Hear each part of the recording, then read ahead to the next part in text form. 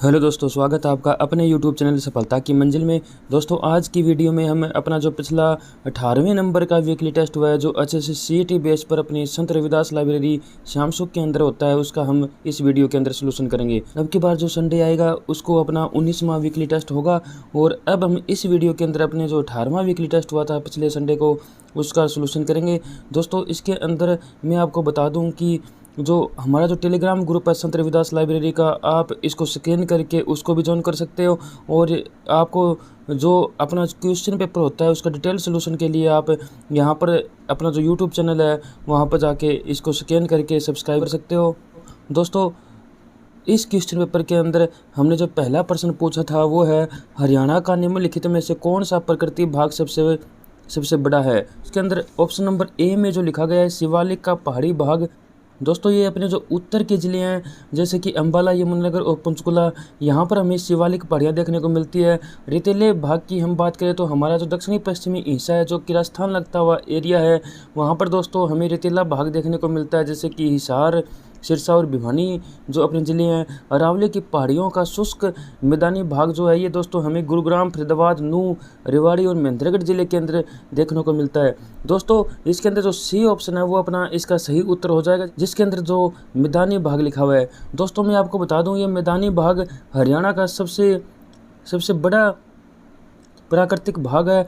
और ये दोस्तों अम्बाला, यमुनानगर, कुरुक्षेत्र, करनाल, कैथल, जींद, सोनीपत, हिसार, रोहतक, फतेहाबाद, सिरसा और गुरुग्राम में हमें देखने को मिलता है। दोस्तों, मैदानी भाग हमारा जो सबसे बड़ा प्राकृतिक भाग होने के कारण अपना जो ऑप्शन नंबर सी जो है वो इसका सही जवाब हो जाएगा, जिसमें कि मैदानी भाग लिखा हुआ है। दोस्तों, अपना जो दूसरे नंबर का प्रश्न इसके अंदर आता है, कंप्यूटर शुरू करने के लिए आवश्यक निर्देशों को कौन स्टोर करता है। दोस्तों, इसका जो ऑप्शन नंबर जो ए है जिसमें रोम लिखा गया है वो अपना सही जवाब हो जाएगा। दोस्तों, रोम का जो फुल फॉर्म होता है वो दोस्तों रीड ओनली मेमोरी होता है। इस प्रकार दोस्तों अपना जो ऑप्शन नंबर ए है वो अपने दूसरे जो क्वेश्चन का सही उत्तर हो जाएगा। अपना जो तीसरा जो इसके अंदर प्रश्न है, प्रसिद्ध बीबीपुर एवं नजफगढ़ नामक जिले हरियाणा के किस प्राकृतिक क्षेत्र में स्थित है। तो दोस्तों, इसका जो सही उत्तर होगा वो ए ऑप्शन हो जाएगा, जिसमें कि मैदानी क्षेत्र लिखा हुआ है। दोस्तों, ये बीबीपुर जो झील है ये दोस्तों कुरुक्षेत्र के जो पेहवा के अंदर पड़ती है। और जो नजफगढ़ जो झील है ये दोस्तों हमारी जो दिल्ली है, जो दक्षिणी पश्चिमी जो दिल्ली है वहाँ पर ये दोस्तों पड़ती है। हमारा जो झज्जर का जो लगता हुआ क्षेत्र है वहाँ पर दोस्तों हमें जो नजफगढ़ झील हमें देखने को मिलती है।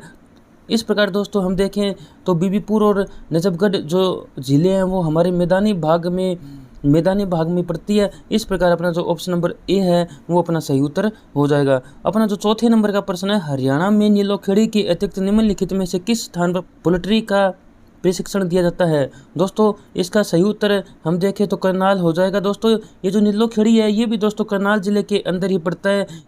पोल्ट्री का जो प्रशिक्षण है ये दोस्तों करनाल में दो स्थानों पर दिया जाता है। एक तो खुद दोस्तों करनाल में है और दूसरा दोस्तों नीलोखेड़ी के अंदर दिया जाता है।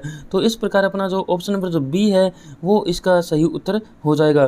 अपना जो अगला 5वें नंबर का प्रश्न आता है, सिंधु घाटी सभ्यता का इनमें से कौन सा एक स्थल पाकिस्तान के अंदर है।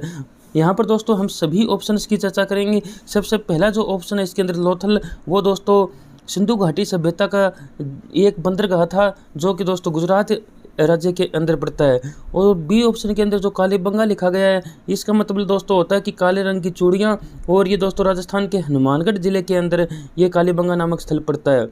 और जो सी ऑप्शन है ये दोस्तों आलमगीरपुर जिसमें लिखा गया है ये दोस्तों यूपी के मेरठ जिले के अंदर पड़ता है, जो कि सिंधु घाटी सभ्यता का जो सबसे पूर्वी स्थल के रूप में हम इसको जानते हैं।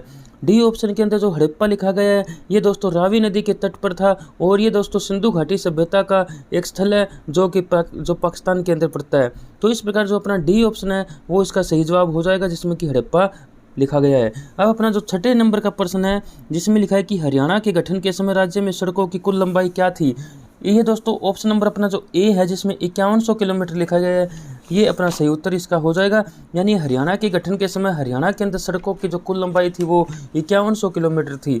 अब अपना जो अगला जो 7वें नंबर का जो प्रश्न आता है उसमें दोस्तों लिखा गया है कि पिछले वित्त वर्ष 2024-25 की तुलना में इस बार हरियाणा के बजट में कितने प्रतिशत की वृद्धि हुई है। ये दोस्तों हम देखें कि हरियाणा का जो पिछला बजट था जो कि 2024-25 का था, और इस प्रकार इस साल का जो बजट आया है, इस जो वित्तीय वर्ष का बजट आया है जो दोस्तों 2025-26 का है, उसमें दोस्तों 13.7% की वृद्धि हमें देखने को मिलती है। तो इस प्रकार अपना जो ऑप्शन नंबर जो सी है वो अपना सही उत्तर हो जाएगा, जिसमें कि 13.7% लिखा हुआ है। अपना जो 8वें नंबर का प्रश्न है उसमें लिखा है दोस्तों, निम्नलिखित में से कौन सा ग्रह सबसे कम समय में सूर्य का चक्कर लगाता है। यदि हम देखें दोस्तों, हमारे सौर मंडल के अंदर 8 ग्रह है। इनमें दोस्तों हम देखें सूर्य के जो सबसे पास में ग्रह पड़ता है वो दोस्तों बुध ग्रह पड़ता है। इसलिए जो बुध ग्रह है वो दोस्तों सबसे कम समय में सूर्य का चक्कर लगाएगा।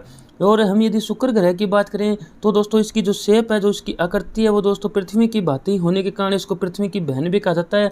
और दोस्तों ये सबसे चमकीला यानी कि सबसे गर्म ग्रह होने के कारण सुबह के समय हमें सबसे पहले और सांझ के समय हमें सबसे बाद तक हमें दिखाई देता रहता है। तो दोस्तों इसको भोर व सांझ का तारा भी इसको कहा जाता है।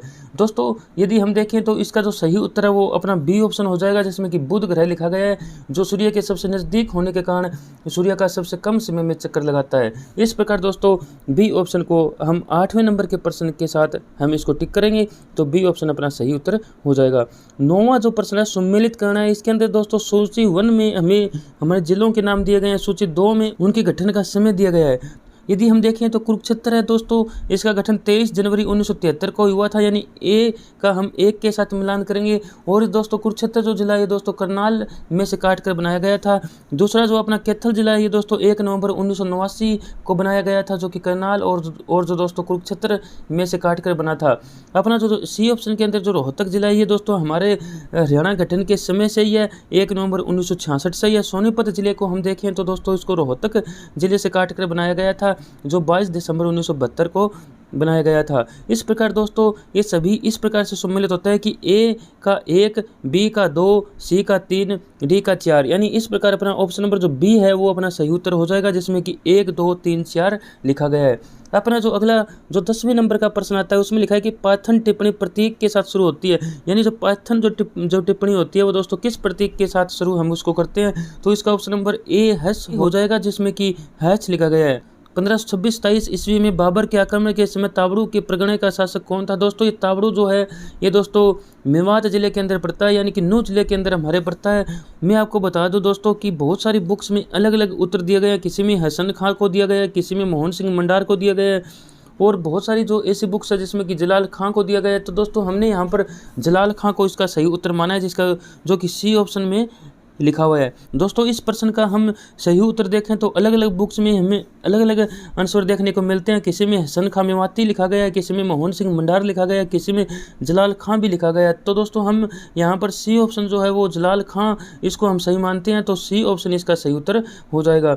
अपना जो 12वें नंबर का प्रश्न है, जब किसी वस्तु की गति त्वरित होती है तो उसकी चाल में सदैव वृद्धि होती है, उसकी वेग में सदैव वृद्धि होती है, वह सदैव पृथ्वी की ओर गिरती है, उस पर सदैव कोई बल कार्य नहीं यानी उस पर सदैव कोई बल कार्य करता है। तो इसका जो डी ऑप्शन है वो इसका सही उत्तर हो जाएगा कि उस पर सदैव कोई बल कार्य करता है। तो वो इसका अपना 12वें नंबर का प्रश्न का सही उत्तर हो जाएगा। अपना जो अगला जो 13वें नंबर का प्रश्न है उसमें लिखा गया है कि हरियाणा में मोर प्रजनन केंद्र कहाँ स्थित है। इसका दोस्तों जो सही उत्तर है वो अपना झाबुआ हो जाएगा, और ये झाबुआ दोस्तों रेवाड़ी जिले के अंदर पड़ता है। और दोस्तों इसको हम देखें कि मोर और चिंकारा प्रजनन केंद्र है ये, यानी सीधा मोर प्रजनन केंद्र पूछा जाए या फिर मोर चिंकारा प्रजनन केंद्र पूछा जाए तो इसका सही उत्तर अपना झाबुआ ही होगा, जो कि रेवाड़ी जिले के अंदर पड़ता है। यदि हमसे सीधा चिंकारा प्रजनन केंद्र पूछा जाए तो वो दोस्तों भिवानी जिले के अंदर होगा, यानी जो मोर एवं चिंकारा प्रजनन केंद्र झाबुआ रेवाड़ी के अंदर है। और सीधा यदि चिंकारा प्रजनन केंद्र पूछा जाए तो वो दोस्तों केरू भिवानी के अंदर पड़ता है। कुरुक्षेत्र के अंदर हम देखें तो मगरमच्छ प्रजनन केंद्र स्थित है। पिंजौर के अंदर हमारा गिद्ध संरक्षण एवं प्रजनन केंद्र है। दोस्तों कुरुक्षेत्र के अंदर मैंने जो आपको बताया मगरमच्छ प्रजनन के अंदर ये दोस्तों भोर सदान गांव के अंदर पड़ता है। इस प्रकार जो अपना सही उत्तर वो ए ऑप्शन हो जाएगा, जिसमें कि झाबुआ लिखा गया है। ये दोस्तों मैंने बताया कि झाबुआ जो है ये रेवाड़ी जिले के अंदर पड़ता है। अपना जो अगला 14वें नंबर का प्रश्न है, हाल ही में धार्मिक पर्यटन को बढ़ावा देने के लिए गंगा और शारदा नदी गलियारा बनाने की घोषणा किसने किया। तो इसका ऑप्शन नंबर ए सही उत्तर होगा, जिसमें कि उत्तराखंड लिखा हुआ है। अपना 15वां नंबर का प्रश्न आता है, कणम मलेश्वरी का संबंध किस खेल से है। इसका दोस्तों बी ऑप्शन अपना सही हो जाएगा, यानी भारोत्तोलन यानी वेट लिफ्टिंग इसका सही उत्तर हो जाएगा। यानी बी ऑप्शन के साथ हम जो 15वें जो अपना क्वेश्चन है उसको हम टिक करेंगे। अप्रैल 1955 में प्रदेश सीमा निर्धारण के लिए आयोग का आगमन कहाँ हुआ? तो इसका दोस्तों डी ऑप्शन से अपना सही होगा, जिसमें कि रोहतक लिखा हुआ है। अपना जो अगला 17वें नंबर का प्रश्न आता है, भारतीय लघु उद्योग विकास निगम यानी सिडबी का इसमें मुख्यालय पूछा है। तो दोस्तों सिडबी का मुख्यालय दोस्तों सी ऑप्शन जिसमें कि लखनऊ लिखा गया है वो इसका सही ऑप्शन होगा। ये दोस्तों बहुत बार हमारे एग्जाम्स में पूछा जा चुका है कि सिडबी का मुख्यालय कहाँ स्थित है। तो दोस्तों सिडबी का जो मुख्यालय है ये लखनऊ के अंदर स्थित है, जो कि यूपी की राजधानी है। अपना जो 18वां नंबर का प्रश्न है, सिखों के 10 गुरुओं में से 5वें गुरु कौन थे? दोस्तों मैं आपको बताऊं कि ए ऑप्शन के अंदर जो गुरु अंगद लिखा गया है ये दोस्तों दूसरे नंबर के गुरु थे। गुरु रामदास जो है ये दोस्तों चौथे नंबर के गुरु थे। गुरु अर्जुन देव जो है ये दोस्तों 5वें नंबर के गुरुदेव थे। और जो दोस्तों इसमें गुरु हरगोविंद लिखा गया है ये दोस्तों 6ठे नंबर के गुरु थे। इस प्रकार हम देखें तो हमारे क्वेश्चन में सिखों के 10 गुरुओं में से 5वां क्वेश्चन यानी 5वां गुरु हमसे पूछा है, तो दोस्तों वो अपना सी ऑप्शन गुरु अर्जुन देव हो जाएंगे। गुरु अर्जुन देव जो थे दोस्तों वो गुरु ग्रंथ साहिब का संपादन करने वाले व्यक्ति थे, तो यानी कि गुरु थे, तो सी ऑप्शन इसका सही उत्तर हो जाएगा, जिसमें कि गुरु अर्जुन देव लिखा गया है। प्रदेश में पुरुषों द्वारा बेनों, खंजरी, तुम्बे, बांसुरी, खड़ताल पर चांदनी रात पर खुले मैदान में निम्नलिखित में से कौन सा नृत्य किया जाता है? तो दोस्तों वो धमाल नृत्य होगा।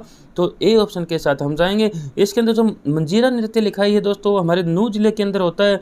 डमरू नृत्य जो दोस्तों ये हमारे पुरुषों के द्वारा किए जाने वाला नृत्य है। लूर जो नृत्य है ये दोस्तों होली के अवसर पर महिलाओं के द्वारा किए जाने वाला नृत्य है।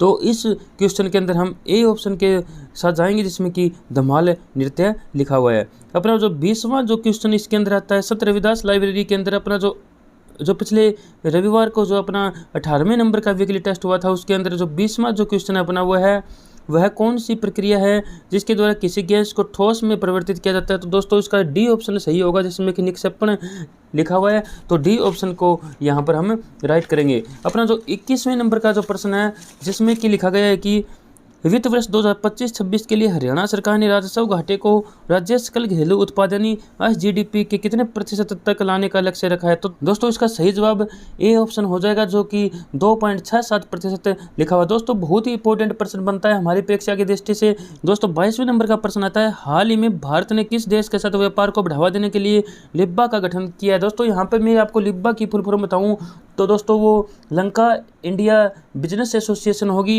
यानी जो लिम्बा जो है इसके अंदर वो दोस्तों लंका इंडिया बिजनेस एसोसिएशन है।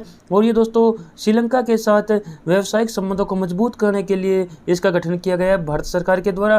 तो दोस्तों इसका बी ऑप्शन जो है वो इसका सही उत्तर हो जाएगा। अपना जो 23वें नंबर का प्रश्न है, आंखों में पतली झिल्ली जिसके माध्यम से प्रकाश का प्रवेश होता है उसको क्या कहते हैं? उसको दोस्तों सी ऑप्शन कहते हैं। उसको दोस्तों नेत्र पटल यानी कार्निया उसको कहा जाता है। तो सी ऑप्शन इसका अपने 23वें नंबर के प्रश्न का सही उत्तर हो जाएगा। 24वें नंबर का जो प्रश्न अपना शास्त्रीय नृत्य किस राज्य से संबंधित है? तो दोस्तों इसका सही उत्तर असम हो जाएगा कि असम से संबंधित है। यानी शास्त्रीय नृत्य है ये दोस्तों असम से संबंधित है। और असम के में और जो आपको नृत्य बताऊँ उनमें दोस्तों बिहू, बगुरम्बा, भोरताल और ओझापल्ली जैसे जो नृत्य शामिल होते हैं। और मैं बिहार बिहार का जो लोक नृत्य है वो दोस्तों झूमर को हम शामिल करेंगे। और केरल के अंदर दोस्तों कथकली, मोहिनी अट्टम और पुलिकली ये दोस्तों जो केरल के अंदर जो नृत्य होते हैं। उड़ीसा के अंदर मैं बात करूं तो दोस्तों छऊ, झूमर और जो डंडा नाच इसके जो प्रमुख जो नृत्य है। और इस प्रकार जो हमने क्वेश्चन के अंदर शास्त्रीय नृत्य पूछा था जो कि असम से संबंधित है, तो डी ऑप्शन जो है वो इसका सही उत्तर हो जाएगा। 25वें नंबर का जो प्रश्न है, निम्नलिखित में से कौन सा कंप्यूटर प्रोसेसिंग गति को प्रभावित करने वाला कारक नहीं है? इसका दोस्तों सही उत्तर डी ऑप्शन हो जाएगा, जिसमें कि यूएसबी पोर्ट की संख्या लिखा गया है। बाकी जो क्लॉक स्पीड है, केस साइज है, रैम की मात्रा, ये दोस्तों सभी के सभी कंप्यूटर प्रोसेसिंग जो गति होती है उसको दोस्तों प्रभावित करने वाले कारक है। लेकिन जो डी ऑप्शन है यूएसबी पोर्ट की संख्या वो दोस्तों इसको प्रभावित नहीं करता है। तो जो डी ऑप्शन है वो अपना सही उत्तर हो जाएगा। 26वें नंबर का अपना अगला प्रश्न आता है कि निम्न में से किस समिति की स्तुति के स्तुति के आधार पर यानी स्तुति पर भारत में वेट लागू किया गया। तो दोस्तों हम इसके सभी ऑप्शन देखें कि जो रंगराजन समिति है ये दोस्तों गरीबी का आंकलन करने व गरीबी रेखा का निर्धारण करने के लिए इसका गठन किया गया था। एल के झां समिति को हम देखें तो दोस्तों इसी की सिफारिशों के आधार पर हमारे वेट को लागू किया गया था और हरियाणा राज्य वेट को लागू करने वाला दोस्तों पहला राज्य था। और सी ऑप्शन हम देखें तो केलकर समिति जिसमें लिखा है यह दोस्तों जीएसटी से संबंधित है, यानी जीएसटी को केलकर समिति की सिफारिशों के आधार पर लागू किया गया था 1 जुलाई 2017 को। पार्थ सारथी सोम समिति हम देखें तो दोस्तों वो गार से संबंधित है, जो गार का मतलब होता है जनरल एंटी अवॉइडेंस रूल, जो कि 13 जुलाई 2012 को इसको गठित किया गया था। और ये दोस्तों इसमें सुधार करने के लिए जो सुझाव देने के लिए इस समिति का गठन किया गया था।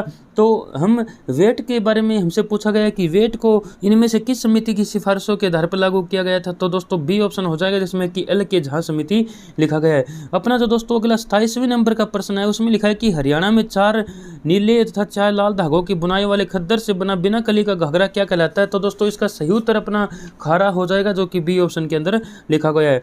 28वें नंबर का जो प्रश्न है राजदूत मोटरसाइकिल बनाने की फैक्ट्री हरियाणा के किस जिले में स्थित है, वो दोस्तों हमारे फरीदाबाद जिले के अंदर है। तो ए ऑप्शन के अंदर हम जाएंगे तो ए ऑप्शन इसका सही उत्तर हो जाएगा। सी ऑप्शन में जो पानीपत लिखा गया है इसको दोस्तों बुनकरों का शहर कहा जाता है। करनाल जो है दोस्तों लिबर्टी जूतों के लिए फेमस है। तो ए ऑप्शन इसका सही उत्तर हो जाएगा अपने 28वें नंबर के क्वेश्चन का। 29वां नंबर का प्रश्न है एक विशेष टाइप की मेमोरी होती है जो रैम और रोम दोनों की तरह काम करती है, तो दोस्तों वो अपनी फ्लैश मेमोरी होती है। बी ऑप्शन इसका सही उत्तर हो जाएगा। लवणीय समुद्र तट नम स्थलों के पादपों को कहते हैं, तो दोस्तों वो जलोदविद कहते हैं, तो सी ऑप्शन इसका सही उत्तर होगा। 31वें नंबर का प्रश्न है कि घग्गर है उसकी सहायक नदियों पर निम्न में से किस कम ऊंचाई के बांध को स्वीकृति नहीं मिली है, तो इसमें हम देखें दीवानवाला बांध, कौशल्या बांध, छामला बांध इन सभी को मंजूरी मिली है, लेकिन जो निर्वाणा बांध है जो डी ऑप्शन के अंदर लिखा गया है दोस्तों इसको मंजूरी नहीं मिली है। तो इसका ए बी सी तो सही है दोस्तों, उनको ये बांध बनाने की मंजूरी मिली है घग्गर नदी पर, लेकिन जो निर्वाणा बांध है वो इसकी मंजूरी नहीं मिलने के कारण इस अपना ये सही उत्तर हो जाएगा। तो डी ऑप्शन को हम यहाँ पे सही करेंगे। अपना जो अगला 32वें नंबर का प्रश्न है हरियाणा के निम्नलिखित में से किस जिले में लाल चेस्टनट मिट्टी पाई जाती है, तो दोस्तों हम देखें तो यमुनानगर जिले के अंदर हमारे लाल चेस्टनट जो हमारी मिट्टी पाई जाती है, तो बी ऑप्शन इसका सही उत्तर हो जाएगा।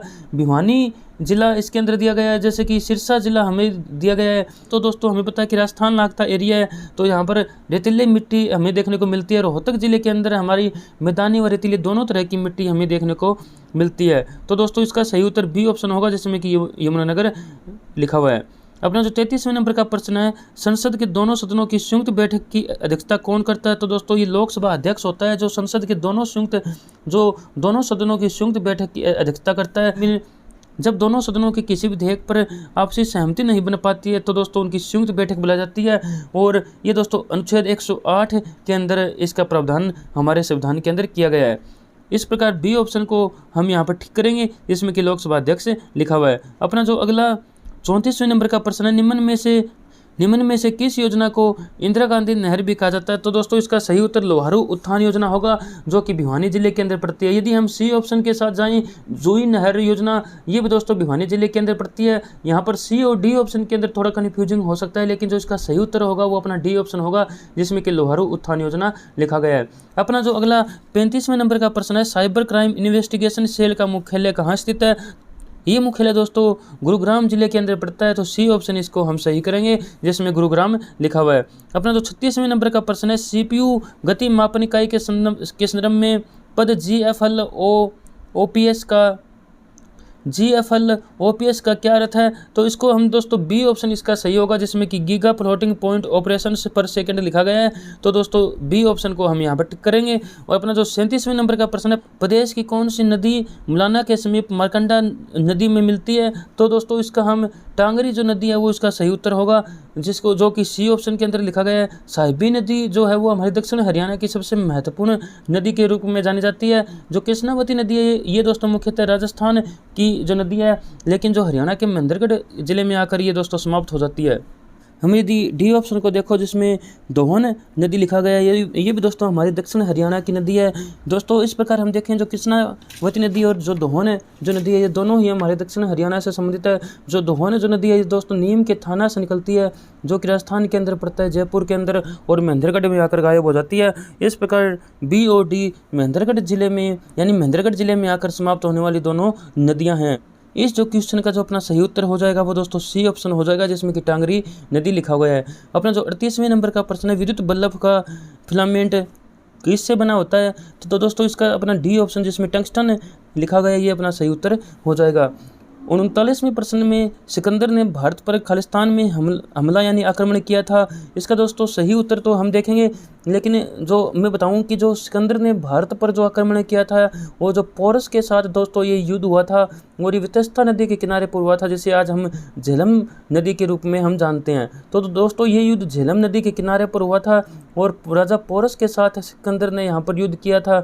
और इसकी हम यदि डेट देखें तो वो दोस्तों डी ऑप्शन के अंदर आएगी, जिसमें 326 ईस्वी पूर्व लिखा गया है। तो इसका अपना 39वें नंबर के प्रश्न का डी ऑप्शन जो जिसमें 326 ईस्वी पूर्व लिखा गया है वो अपना सही उत्तर हो जाएगा। अपना जो जीके का 40वां जो अपना लास्ट जो क्वेश्चन आता है, क्षेत्रफल के अनुसार सर्वाधिक अति सघन वन हरियाणा के किस जिले में है, तो दोस्तों इसका सही उत्तर ए ऑप्शन हो जाएगा, जिसमें कि यमुनानगर लिखा गया है।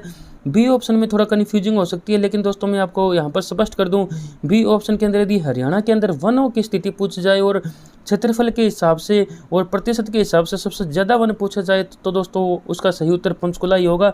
लेकिन यहाँ पर यदि अति सघन वन पूछा जाए तो इसका सही उत्तर यमुनानगर हो जाएगा। और इस प्रकार जो इसका सही उत्तर वो अपना ए ऑप्शन जिसमें यमुनानगर लिखा गया है वो दोस्तों हम इसको सही करेंगे। तो अपने जो यहाँ पर जीके के प्रश्न सारे के सारे कंप्लीट होते हैं, जो कि 40 तक थे। अब हमारे मैथ और जो रीजनिंग के क्वेश्चन आते हैं दोस्तों इस फॉर्मेट के अंदर, जैसे मैं जितने आपको क्वेश्चन करा सकता हूँ वो मैं आपको करवाऊंगा, और जो भी क्वेश्चन मैथ और जो रीजनिंग के बचते हैं वो इसी वीडियो में हम आगे करेंगे। और सबसे पहले हम 41वें नंबर का प्रश्न देखते हैं। जैसे मधुमक्खी का संबंध डंक से है वैसे सर्प से क्या संबंधित है, तो दोस्तों इसका विषदंत आएगा कि मधुमक्खी जो है ये दोस्तों डंक मारती है, वैसे ही सांप जो है ये दोस्तों इसके जो दांतों में जहर भरा होता है कहते हैं, तो दोस्तों ये दांतों से काटता है, तो विषदंत इसका सही उत्तर होगा। यानी जैसे मधुमक्खी का संबंध डंक से है वैसे सर्प से विषदंत संबंधित है। अपना जो 42वें नंबर का प्रश्न है ये दोस्तों हम थोड़ी देर बाद में करेंगे। और जो 43वें नंबर का जो कि 45 तक इसमें 3 प्रश्न दिए गए हैं उसमें हमें विषम को पहचानना है। उसके अंदर दोस्तों 43 नंबर के जो क्वेश्चन है उसमें हमें इग्लू, फ्लैट, वर्कशॉप, हट दिया गया है। दोस्तों हम देखें तो यहाँ पर वर्कशॉप को छोड़कर सभी के सभी रहने के स्थान है, चाहे वो इग्लू हो, फ्लैट हो, चाहे वो हंट हो यानी झोपड़ी हो, तो वर्क जो शॉप है ये दोस्तों कार्यस्थल होता है, बाकी सभी के सभी ऑप्शन दोस्तों हमारे रहने की जगह होते हैं। तो सी ऑप्शन इसको सही यहाँ पर टिक करेंगे, क्योंकि ये सबसे अलग है, सबसे विषम है। अपना जो दोस्तों मैं बता दूं कि जो इग्लू होते हैं ये दोस्तों बर्फ़ के बने हुए घर होते हैं, और ये दोस्तों हमें सामान्यतः पहाड़ी क्षेत्र में देखने को मिलते हैं। आगे जो अपना 44 नंबर का जो क्वेश्चन है इसमें दोस्तों हम देखें कि प्रसन्न, सुखी, पीड़ा एवं दर्द, चमकदार एवं कांति युक्त, परेशानी तथा राहत।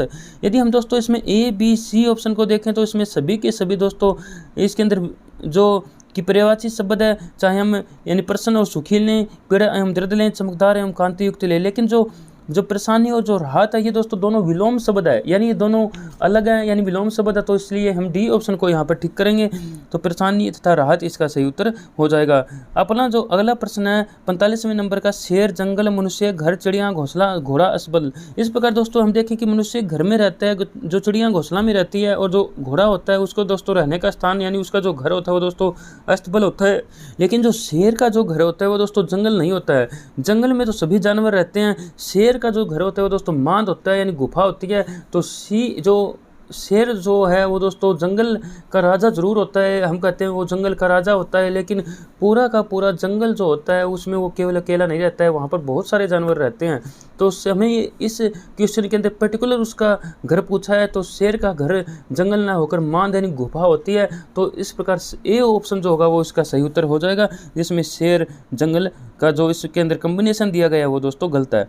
अपना जो अगला 46वें नंबर का प्रश्न है ये दोस्तों हम थोड़ी देर बाद में करेंगे, 47वें भी हम देखेंगे। और अपना आगे जो 48वें नंबर का प्रश्न है उसमें दोस्तों ये लिखा गया है कि नीचे दी गई चारों आकृतियों में से कौन सी एक आकृति प्रश्न में दी गई प्रकृति को पूरा करती है। तो दोस्तों ये कौन सी आकृति है जो कि प्रतिकृति को पूरा करती है, तो इसका दोस्तों जो ए ऑप्शन है वो इसका सही जवाब हो जाएगा।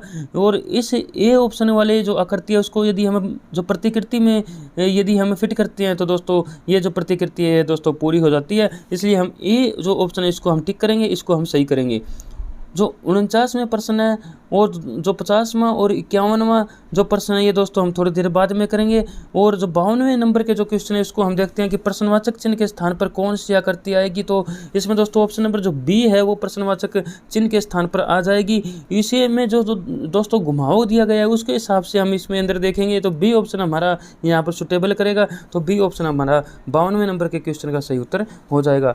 अपना जो अगला जो 53वें नंबर का प्रश्न आता है दोस्तों, इसमें लिखा गया है कि a plus b plus f का निम्नलिखित में से कौन सा मान संभव है। तो दोस्तों हम यहाँ पर एच देखें तो ये 8वें नंबर पर आता है, बी देखें तो दूसरे नंबर पर आता है, एफ देखें तो ये दोस्तों 6ठे नंबर पर आता है। यदि हम इन तीनों को जोड़ें 8, 2 और 6 को जोड़ दें तो दोस्तों 16 अपना सही उत्तर हो जाएगा, जो कि सी ऑप्शन में लिखा गया है। इस प्रकार दोस्तों 54वें नंबर का जो क्वेश्चन है उसको हम अभी थोड़ी देर बाद में करेंगे, क्योंकि इस फॉर्मेट के अंदर मैं इस क्वेश्चन को नहीं करा सकता हूं। तो दोस्तों मैं इसी वीडियो के अंदर मैं आपको इसका दोस्तों जो सोल्यूशन दूंगा वो दोस्तों थोड़ी देर बाद में हम इसको करेंगे। जो 55वें नंबर का जो प्रश्न है उसको हम देखते हैं दोस्तों 3, 13, 53, 213। यदि हम इसको करते हैं तो दोस्तों 3 और जो 13 के बीच में यहाँ पर 10 का फर्क है, और 13 और जो 53 के बीच में 40 का फर्क है, और जो 53 और 213 के बीच में 160 का फर्क है। यानी यहाँ पर 4 गुना फर्क आ रहा है, पहले में 10 का, फिर 40 में, फिर 160 का। आगे यदि हम 160 का 4 गुना करेंगे तो दोस्तों 640 का फर्क आएगा, और 640 यदि हम इसके अंदर 213 के अंदर जोड़ेंगे तो अपना बी ऑप्शन जो 853 जिसमें लिखा गया ये अपना सही उत्तर हो जाएगा। अपना जो दोस्तों 56वें नंबर का प्रश्न है, एक दुकानदार 250 रुपये प्रति किलोग्राम की दर से काजू खरीदता है और 10 रुपये प्रति 50 ग्राम की दर से बेचता है, तो उसको कितने प्रतिशत लाभ या हानि होगी ये हमें निकालना है। दोस्तों यदि हम देखें तो वो जो काजू उसने 250 रुपये प्रति किलोग्राम की दर से उसने खरीदे हैं और वो दोस्तों 10 रुपये प्रति 50 ग्राम की दर से बेचता है। तो दोस्तों हम इसको किलोग्राम में चेंज कर देंगे, यानी कि 10 रुपये में प्रति 50 ग्राम है, यदि हम इसको किलोग्राम में चेंज करेंगे तो दोस्तों 200 रुपये प्रति किलोग्राम आ जाएगा। यानी उसने जो काजू है वो दोस्तों 250 रुपये प्रति किलोग्राम की दर से खरीदे हैं और वो दोस्तों 200 रुपये प्रति किलोग्राम की दर से बेच रहा है, यानी उसको 50 रुपये का यहाँ पर लॉस हो रहा है। यानी 50 रुपये का लॉस उसको 250 रुपये पर हो रहा है। इसके यदि हम उसकी परसेंटेज यदि हम निकालेंगे तो उसको हम 100 से गुणा कर देंगे तो 20% आ जाएगा कि 20% हानि इसका सही उत्तर हो जाएगा। यानी इस क्वेश्चन के अंदर उसने जो काजू खरीदे वो दोस्तों 250 रुपये के खरीदे और उसने दोस्तों 200 रुपये के बेचे हैं, यानी 50 रुपये का उसको लॉस हुआ है, उसको हानि हुई है। और जब तक प्रश्न में स्पष्ट रूप से न कहा जाए तो हमेशा दोस्तों हम क्रय मूल्य पर ही लाभ या हानि निकालते हैं। तो हम 250 पर हम 50 रुपये का यदि लॉस हम यदि इसकी परसेंटेज हम इसकी निकालेंगे 100 से गुणा करेंगे दोस्तों अपना ए ऑप्शन जो है जिसमें 20% हानि लिखी गई है वो अपना सही उत्तर आ जाएगा। अगला जो प्रश्न है, यदि किसी सांकेतिक भाषा में ग्रीन को DFM लिखा जाता है तो उसी भाषा में जिस शब्द के लिए ब्लू लिखा जाएगा उसका अंतिम अक्षर क्या होगा। यदि हम दोस्तों देखें कि जी जो ग्रीन का DFM के साथ संबंध यदि हम देखें तो दोस्तों F के बाद में G आता है, R के बाद में S आता है, D के बाद में E आता है, E के बाद में F आता है और M के बाद में N आता है। इस प्रकार से इसमें दिया गया है, यानी एक इसके अंदर हमें माइनस करना है और एक प्लस करना है, यानी एक माइनस करना है एक प्लस करना है। और इस प्रकार यदि हम इसको ब्लू को लिखेंगे तो अपना जो ऑप्शन नंबर बी जो है जिसमें F लिखा गया वो अपना सही उत्तर आ जाएगा। अपना जो 58वें नंबर का प्रश्न है उसमें दोस्तों रिक्त स्थान पर कौन सा अक्षर आएगा ये हमसे पूछा है। वो जो हमारे इसके अंदर जो श्रृंखला दी गई है वो BAZDCYFE दी गई है। दोस्तों इसके अंदर हम इसको इस प्रकार से करेंगे, जो इसके अंदर जो तीसरा, छठा और जो 9वां जो अक्षर इसके अंदर जैसे जो 3 के मल्टीप्लिकेशन वाले जो इसके अंदर अक्षर दिए गए हैं वो दोस्तों अंग्रेजी वर्णमाला के उल्टे अक्षर दिए गए हैं। जैसे इसमें हम देखें कि तीसरा अक्षर है वो Z है, छठा देखें तो Y है, आगे जो दोस्तों 9वां अक्षर आएगा वो दोस्तों Y से पहले वाला यानी X आ जाएगा। तो D ऑप्शन इसका सही उत्तर हो जाएगा जिसमें कि X लिखा हुआ है। अपना जो अगला 59वें नंबर का प्रश्न है वो हम यदि देखें, महेश ने 1000 रुपये पूंजी 3 महीने के लिए तथा राजवीर ने 800 रुपये 4 महीने के लिए लगाए। यदि उन्हें 620 रुपये का लाभ हुआ हो तो राजवीर को कितना धन मिला, ये दोस्तों हमें निकालना है। दोस्तों इस क्वेश्चन को हमें इस प्रकार से करना है कि जितनी उन्होंने पूंजी लगाई है और उनकी पूंजी जितने महीने रही है उससे हमें गुणा करनी है। यानी जो महेश की पूंजी है वो 1000 रुपये और वो दोस्तों 3 महीने के लिए रही है, तो हम 1000 को 3 से गुणा करेंगे तो 3000 आ जाएगा। राजवीर की पूंजी है वो दोस्तों उसने 800 रुपये लगाई थी और 4 महीने के लिए रही है, तो हम 800 से 4 से हम गुणा करेंगे 800 को, तो दोस्तों वो 3200 रुपये आ जाएगा। यानी 3000 और 3200 रुपये आया है। इसका हम दोस्तों इसका हम यदि अनुपात हम इसका निकालेंगे तो 15:16 आ जाएगा 3000 का और 3200 का। यानी 15:16 में हम 620 रुपये का लाभ जो इनका है वो हम इनका बांटेंगे। तो दोस्तों वो जो महेश का आएगा 300 रुपये और राजवीर का आएगा 320 रुपये। इसके अंदर हमें राजवीर का पूछा है तो दोस्तों वो 320 रुपये आ जाएगा, जो कि ए ऑप्शन के अंदर लिखा गया है। अपना जो दोस्तों 60वें नंबर का प्रश्न है उसमें हमें जो ए बी जो स्थान है वहाँ पर हमें जो दर्पण रखना है और हमें जो दी गई आकृति बतानी है कि हमें किस विकल्प के अंदर दिखाई देती है। तो दोस्तों इसका ए ऑप्शन जो है वो सही उत्तर होगा कि हमें जो आकृति दी गई है वो दोस्तों ए ऑप्शन के अंदर हमें दिखाई देगी यदि हम ए बी के ऊपर दर्पण को रखते हैं, तो ए ऑप्शन इसका सही उत्तर हो जाएगा। 61वें नंबर का हम अभी जो थोड़ी देर बाद में इसका सोल्यूशन करेंगे। 62वें नंबर का जो प्रश्न है, एक चुनाव में जिसमें केवल 2 उम्मीदवार है, एक उम्मीदवार 40% वोट प्राप्त करता है और दूसरे से 600 वोटों से हार जाता है, डाले गए वोटों की कुल संख्या हमें पूछी। इसको दोस्तों हम देखें कि जो एक उम्मीदवार को यदि 40% वोट मिला है, क्योंकि 2 ही इसके अंदर उम्मीदवार है, तो एक को यदि 40% वोट मिला है तो दोस्तों दूसरे को 60% वोट मिला होगा। यानी इसके जो वोटों का अंतर है वो दोस्तों 20% है। 20% वोटों का अंतर आने के कारण वो जो उम्मीदवार है वो 600 वोटों से हार जाता है। यानी एक को 40% वोट मिलते हैं, एक को 60% वोट मिलते हैं, तो जिसको 40% वोट मिले वो दोस्तों 600 वोटों से हार जाता है। यानी 20% उसको कम वोट मिले, 600 वोट उसको कम मिले, यानी जो 600 इसके अंदर आया वो दोस्तों 20% की वैल्यू है। यदि हम इसके अंदर यदि डाले गए वोटों की कुल संख्या निकालेंगे तो इसको हम 100 से गुणा कर देंगे, तो दोस्तों अपना जो इसके अंदर सही उत्तर होगा वो अपना 3000 हो जाएगा। यानी जो डाले गए जो कि वोटों की कुल संख्या है वो दोस्तों 3000 आ जाएगी। तो इसका जो डी ऑप्शन है वो अपना इसको हम सही करेंगे।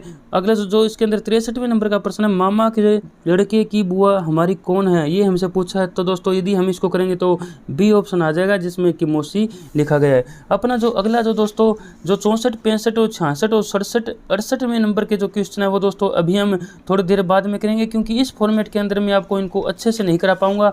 मैं आपको इनको बोर्ड के ऊपर मैं इनको कराऊँगा तो वो दोस्तों अच्छे से हमारे समझ में आ जाएंगे। तो अब अपन सीधा 69वें नंबर पर चलते हैं, जिसमें लिखा है कि वह छोटी से छोटी संख्या क्या है जिसको यदि 8, 12 और 16 से भाग देने पर प्रत्येक दशा में 3 बचे, परंतु 7 से भाग देने पर कुछ भी शेष न बचे। इसके अंदर जो सी ऑप्शन जिसमें 147 लिखा गया है उसको यदि हम 8, 12 और 16 से भाग दें तो प्रत्येक दशा में दोस्तों 3 शेष बचेगा, और लेकिन यदि हम 7 से भाग दें तो 0 शेष बचेगा, यानी कुछ भी शेष नहीं बचेगा। तो सी ऑप्शन यहाँ पर सुटेबल करता है। तो दोस्तों ऐसे क्वेश्चन को हम ऑप्शन के हिसाब से ही करने चाहिए, क्योंकि ऑप्शन के हिसाब से करने से हम इस क्वेश्चन को इजीली अच्छे तरीके से इसका हल कर सकते हैं। तो सी ऑप्शन जो है इसका सही उत्तर हो जाएगा। 70वें नंबर का जो अपना प्रश्न है, अपराध दंड सत्कार्य, यानी अपराध करने पर दोस्तों दंड मिलता है, सत्कार्य करने से दोस्तों पुरस्कार मिलता है। तो सी ऑप्शन जो होगा वो इसका सही उत्तर हो जाएगा। अब दोस्तों हमारे जो मैथ जो रीजनिंग के क्वेश्चन जो हमने 41 से 70 तक दिए थे, इसके बीच में जो हमने क्वेश्चन छोड़े हैं उनको हम करते हैं। अब हम दोस्तों अपने जो मैथ और जो रीजनिंग के बचे हुए क्वेश्चन उसको करते हैं। उनमें दोस्तों अपना जो इसके अंदर 42वें नंबर का प्रश्न है, कृष्णा एक कंपनी के 50 शेयर खरीदता है, यह कंपनी 5% लाभांश देती है।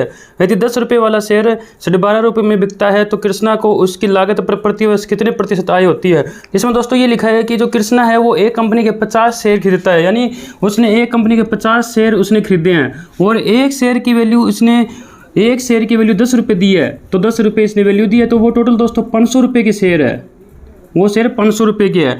और ये कहते हैं कि वो 5% लाभांश देती है और मार्केट वैल्यू उसमें दी गई है 12.5 रुपये, यानी अब वो जो शेयर है वो 12.5 रुपये में बिकता है। यानी उसकी जो लागत है आज यदि वो कृष्णा उन शेयर्स को खरीदना चाहता है तो उसको एक शेयर के बदले 12.5 रुपये खर्च उसको करने पड़ेंगे, यानी एक शेयर की वैल्यू 12.5 रुपये उसकी हो चुकी है।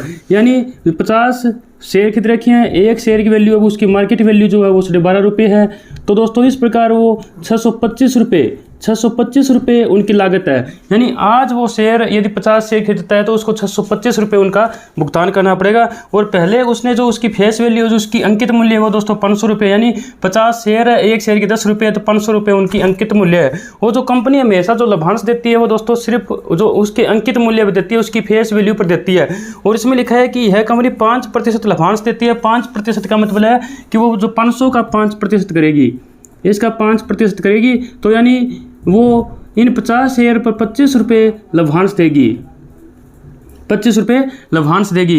वो दोस्तों ये इस क्वेश्चन में सिर्फ और सिर्फ हमें यही देखना है कि जो कंपनी होती है वो हमेशा उसके जो अंकित मूल्य होती है, जो उसका फेस वैल्यू होता है, उसी पर लाभांश देती है। तो उसका 5% हम करेंगे तो 25 रुपये वो इस पर जो 50 शेयर्स पर लाभांश देगी। और उसकी जो आज की लागत है, यदि वो कृष्णा आज उन शेयर्स को मार्केट के अंदर खरीदता है तो उसको 625 रुपये भुगतान करने पड़ेंगे।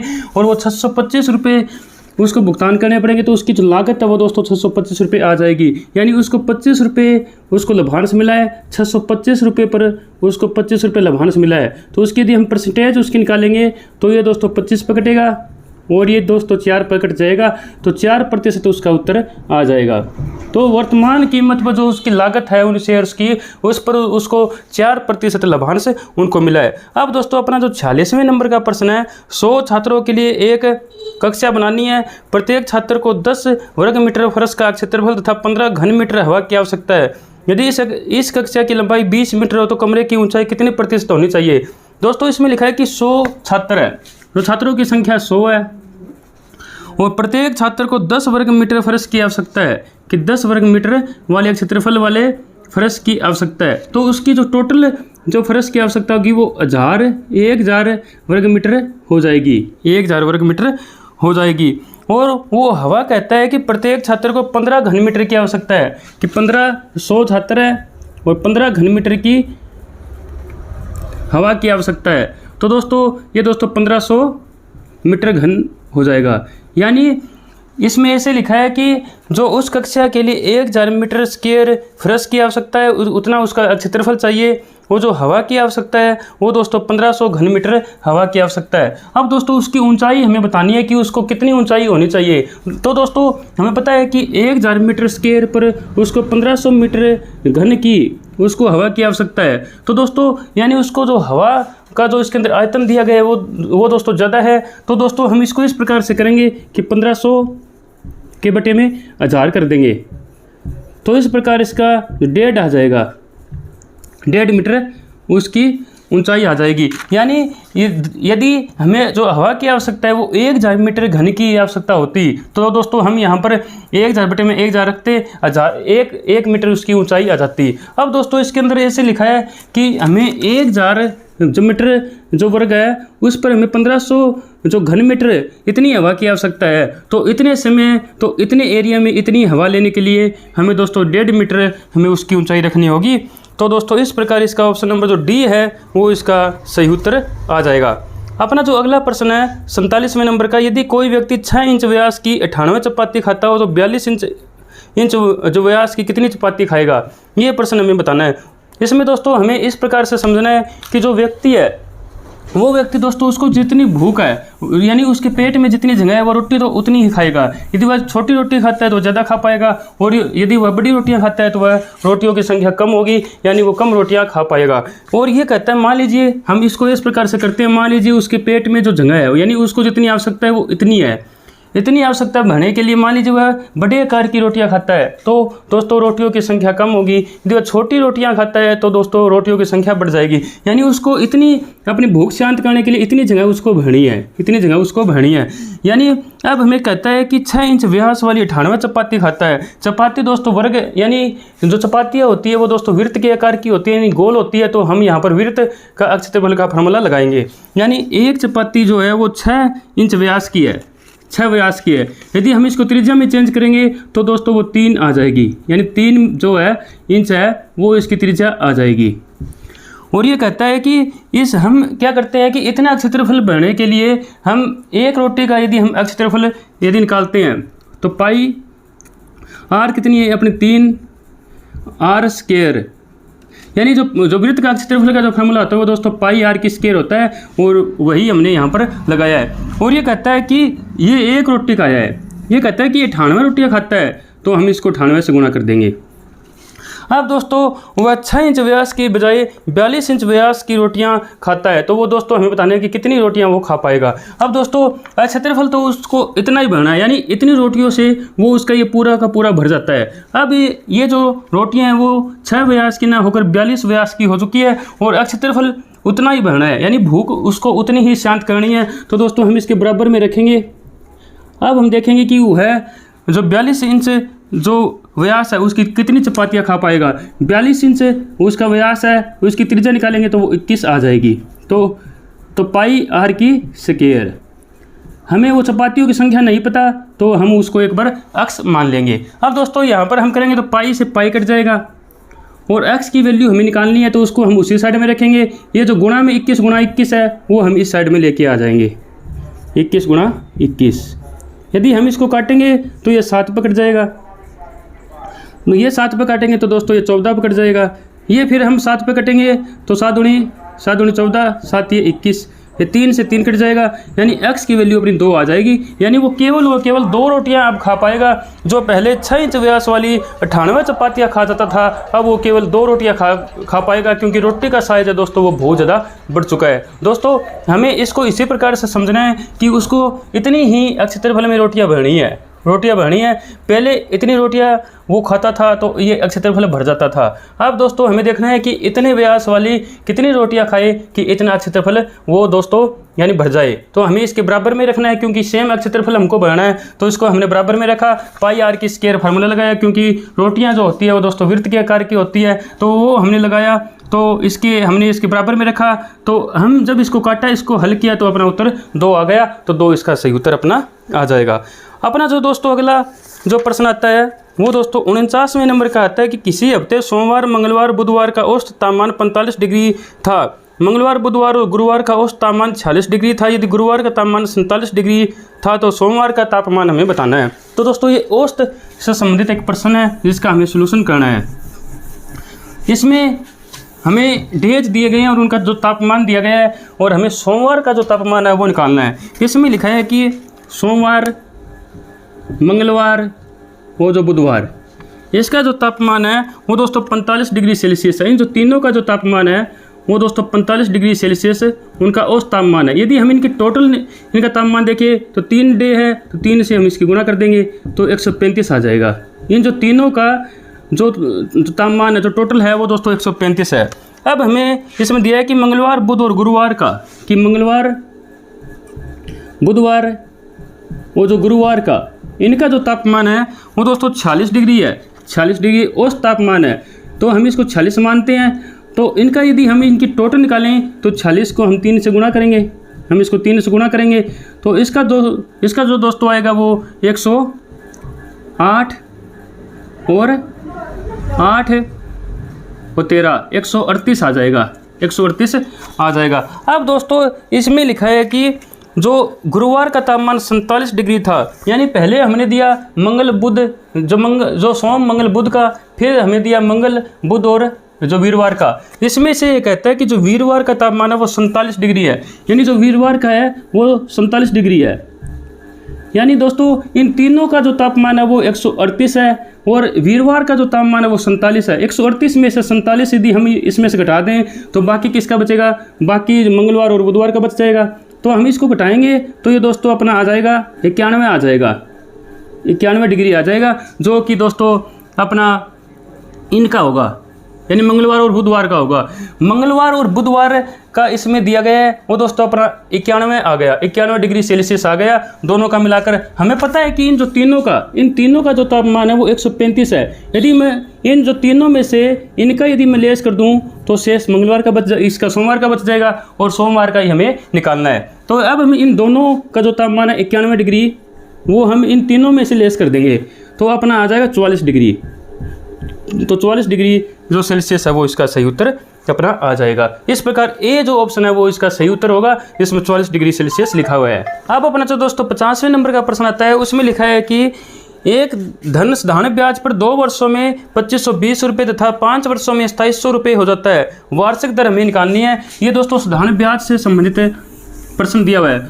दोस्तों साधारण ब्याज में हमें पता है कि जो ब्याज की राशि होती है वो दोस्तों प्रत्येक वर्ष समान रहती है। जो मूलधन पर जो ब्याज की राशि होती है वो प्रत्येक वर्ष समान रहती है, जबकि जो चक्रवर्ती ब्याज होता है उस पर दोस्तों ब्याज पर ब्याज लगने के कारण ब्याज की जो राशि होती है वो हर वर्ष हर समय अवधि के पश्चात दोस्तों बदलती रहती है। इस प्रकार इसके अंदर हमें साधारण ब्याज से संबंधित प्रश्न है तो दोस्तों ये ज़्यादा इतना मुश्किल ये जो प्रश्न नहीं लगेगा। इसके अंदर जो 50वां प्रश्न है, एक धन साधारण ब्याज पर 2 वर्षों में दोस्तों 2 वर्षों में 2520 रुपये हो जाता है, 2520 रुपये हो जाता है, और 5 वर्षों में 2700 रुपये हो जाता है, 2700 रुपये हो जाता है। तो दोस्तों हमें देखना है कि वो 3 वर्षों में कितना बढ़ चुका है, यानी 3 वर्षों में कितना बढ़ चुका है। तो दोस्तों वो 3 वर्षों में हम देखें तो 180 रुपये बढ़ चुका है, 180 रुपये बढ़ चुका है। यदि हम 1 वर्ष की निकालें तो हम इसको 3 से भाग दे देंगे तो 60 रुपये प्रति वर्ष इस पर ब्याज लगता है। दूसरे वर्ष 60 लगा, तीसरे वर्ष 60 लगा, इस प्रकार दोस्तों 180 रुपये ये बढ़ चुका है 2 वर्ष से ये 5 वर्ष के दौरान। अब दोस्तों ये कहता है कि ब्याज की तरह हमें निकालनी है। हमें पता चल गया कि प्रति वर्ष 60 रुपये लगता है, प्रति वर्ष 60 रुपये लगता है, और ये कहता है कि 2 वर्षों में 2520 रुपये हो चुका है। जो इसका मूलधन था यानी जो इसका धन था वो 2 वर्ष में 2520 रुपये हो चुका है। यानी 1 वर्ष में 60 लगता है तो 2 वर्ष में कितना लगा होगा, 120 रुपये लगा होगा, और 2 वर्ष में जो इसका मूलधन है वो दोस्तों 2520 रुपये हो गया, 2520 रुपये हो गया। तो इसमें से यदि हमें ये ब्याज की राशि हम इसको में से घटा दें तो 2400 रुपये अपना मूलधन आ जाएगा, 2400 रुपये अपना मूलधन आ जाएगा। यानी जो अपना मूलधन है वो दोस्तों 2400 रुपये है, क्योंकि 1 वर्ष में 60 रुपये ब्याज के लगते हैं, 2 वर्ष में 120 रुपये लगेंगे, और 2 वर्षों में जो इसका इसका जो राशि है जो मिश्र धन है वो दोस्तों 2520 रुपये हो जाती है। तो यदि हम इसमें मूलधन इसका ज्ञात करें वो तो दोस्तों 2400 रुपये आ जाएगा। इसको हमें 2500 जो 2700 दिया गया है उसके हिसाब से भी इसको हम निकाल सकते हैं, क्योंकि 5 वर्षों में 2700 रुपये हो रहा है। 1 वर्ष का 60 रुपये ब्याज लगता है, 5 वर्षों का 300 रुपये लग जाएगा। तो हम 2700 में से 300 लेस करेंगे तो दोस्तों अपना जो मूलधन है वो दोस्तों 2400 रुपये ही आ जाएगा। तो इस प्रकार हमारे जो ब्याज की राशि है वो 60 रुपये है, जो हमारा मूलधन है वो दोस्तों 2400 रुपये है। इसकी यदि हम परसेंटेज निकालेंगे तो दोस्तों 0 से 0 कट जाएगी, ये 40 पे कटेगा। आगे ये हम यदि 4 पे काटें तो ये 25 पर, और ये दोस्तों 10 पर कटेगा।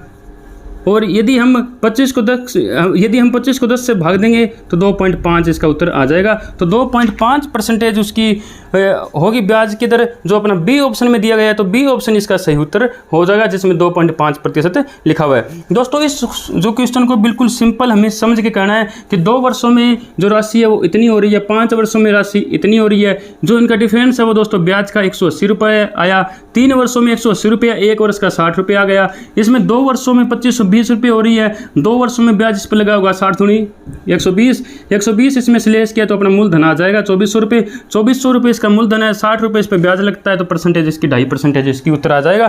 तो बी ऑप्शन है वो इसका सही उत्तर हो जाएगा। 51वें नंबर का प्रश्न आता है, यदि एक रेलगाड़ी की चाल 86.4 किलोमीटर प्रति घंटा हो तो 10 मिनट में वह कितनी दूरी तय कर पाएगा।